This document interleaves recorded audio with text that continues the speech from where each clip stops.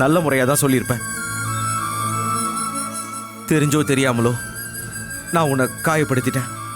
அதிலிருந்து நீ மீண்டு வந்து ஒரு கல்யாணம் பண்ணிக்கிட்டு நல்லபடியாக வாழ்ந்தா அது எனக்கு தான் பெரிய சந்தோஷம். கரெக்டு தான், நீ சொன்ன மாதிரியே நான் உனக்கு செஞ்சது துரோகம்தான்.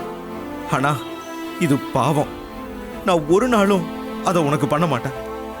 டேய், ரொம்ப நடிக்காதடா. இதுக்கு மேலையும் நீ சொல்றதெல்லாம் என்ன நம்ப சொல்றியா?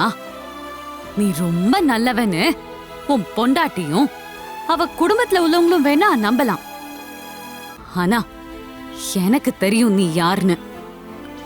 அவங்களை ஏமாத்துற மாதிரி என்னையும் ஏமாத்தலாம் நினைக்காத.